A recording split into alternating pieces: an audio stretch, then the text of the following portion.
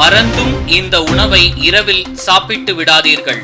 என்ன ஆகிறது பாருங்கள். பொதுவாக ஒரு பழமொழி உண்டு. பகலில் ராஜா போலவும் மதியம் மந்திரி போலவும் இரவில் பிச்சைக்காரன் போலவும் சாப்பிட வேண்டும் என்று முன்னோர்கள் அவர்கள் சொன்ன பழமொழி எல்லாம் பொய் இல்லை. அதாவது பகலில் அதிகம் உணவை எடுத்துக்கொள்ள வேண்டுமாம். அதற்காக நாம் கண்ட உணவையும் எடுத்துக்கொள்ளக் கூடாது. காலையில் ஊட்டச்சத்து மிக்க உணவுகளையே எடுத்துக்கொள்ள வேண்டும். இரவில் பசித்தால் மட்டும் சாப்பாடு, அதுவும் சில உணவுகளை சாப்பிடவே கூடாதாம். நாள்தோறும் காலையில் ஊட்டச்சத்து மிக்க உணவுகளை சாப்பிடுவதால் ஒட்டுமொத்த உடல் ஆரோக்கியமும் நலம் பெறும். இதனால் அன்றைய பொழுதிலும் சுறுசுறுப்பாக இருக்கலாம். நாள் முழுவதும் ஆற்றலுடன் இருப்பதற்கு காலை உணவு முக்கியமானதாக உள்ளது. எனவே நாம் சாப்பிடும் காலை உணவு ஊட்டச்சத்து மிக்கதாகவும் ஆரோக்கியமாகவும் இருக்க வேண்டும். காலை நேரத்தில் சாப்பிடக்கூடிய ஆரோக்கியம் நிறைந்த உணவுகள் எவை என்பதை பார்க்கலாம். காலை உணவாக முட்டை சாப்பிடுவது சிறந்த தேர்வாக உள்ளது.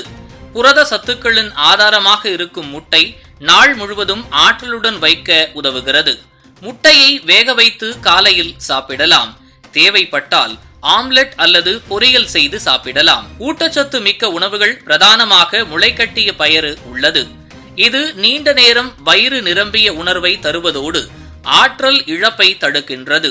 நார்ச்சத்து மிக்க உணவாக இருக்கும் ஓட்ஸை காலை உணவாக சாப்பிட்டால் ஒட்டுமொத்த உடல் ஆரோக்கியமும் பேணி பாதுகாக்கப்படும். கடலை மாவு பருப்பு வகைகளால் தயார் செய்யப்படும் அடை தோசை உடலுக்கு தேவையான புரதம் அடிப்படை ஊட்டச்சத்துக்களை தருகின்றது.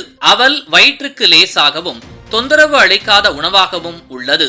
சுவை மிகுந்ததாக இருக்கும் அவல் சிறந்த காலை உணவாகவும் ஆரோக்கியம் நிறைந்ததாகவும் உள்ளது. சிறு குழந்தைகள் முதல் பலரும் கீரைகள் மற்றும் இலை தழைகள் மிக்க காய்கறிகளை சாப்பிடுவதில்லை. இதனால் அவர்கள் நார்ச்சத்தை இழக்கிறார்கள். கீரைகள் போலவே இன்னொரு முக்கியமான காய்கறி பீட்ரூட் ஆகும். பீட்ரூட்டில் இரும்பு சத்து உள்ளது. இதை வைத்து கட்லெட்டுகள், சாஃப்ட் பராத்தா போன்ற உணவுகள் செய்து குழந்தைகளுக்கு கொடுத்தால் அவர்கள் விரும்பி சாப்பிடுவார்கள். ஒரு நாளைக்கு 2 முறையாவது பழங்களை உணவில் சேர்த்துக் கொள்ள வேண்டுமாம். பாதாம், பிஸ்தா, முந்திரி ஆகிய உலர் கொட்டைகளை அரைத்து பாலில் சேர்த்து கொடுக்கலாம். பகல் நேரத்தில் நாம் எப்படி சாப்பிட்டாலும் நாம் செய்யும் வேலைக்கு அவை ஜீரணித்துவிடும். ஆனால் இரவு நேரத்தில் நாம் சாப்பிடும் உணவுகள் ஜீரணிக்க நீண்ட நேரம் எடுக்கும். எனவே இரவு நேரத்தில் நாம் எளிதில் ஜீரணமாகக்கூடிய எளிமையான உணவை உண்ண வேண்டும்.